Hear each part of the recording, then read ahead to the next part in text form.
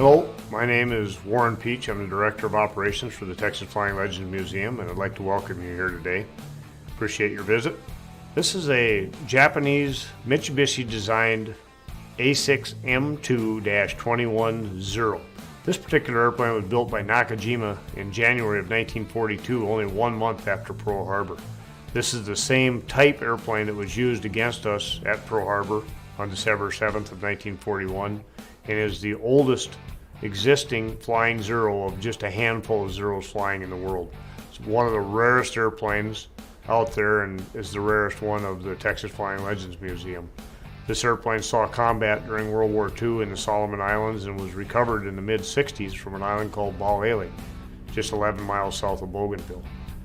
It most likely saw combat against Corsairs from the Black Sheep Squadron, and it was a fierce fighter in its day. Designed shortly before World War II, the Zero almost had mythical qualities about it because of its ability to have extremely long range and extreme maneuverability that the Allies didn't fully understand at the beginning of the war. The understanding of the Zero came when one was lost during a battle in the Aleutian Islands and recovered by the U.S. forces.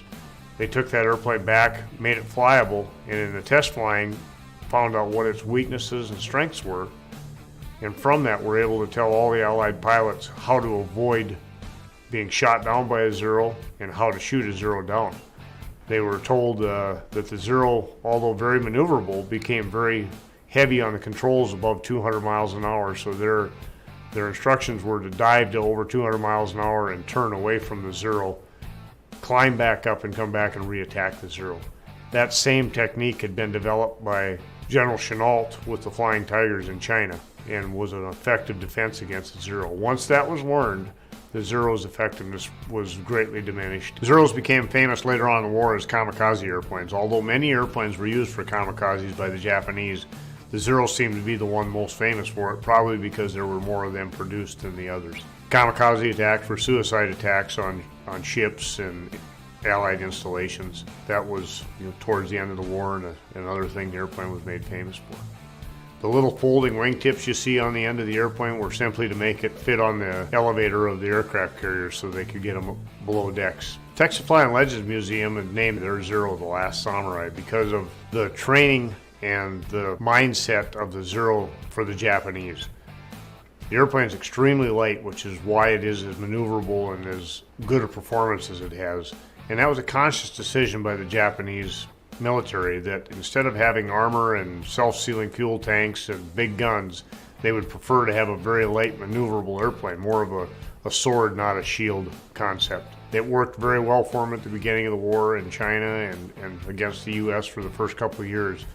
But once we developed a new way to fight them, not having armor and not having self-sealing tanks really backfired on them because they lost all of their very well-trained pilots that had the samurai mindset, and as they were training new pilots in, those guys didn't really have more than one chance. It seemed like if they got hit, they were done. So they didn't have a chance to learn how to be good fighter pilots, and that's when the U.S., we outbuilt them, outtrained them, and outfought them, and that was a big part of why we won the war.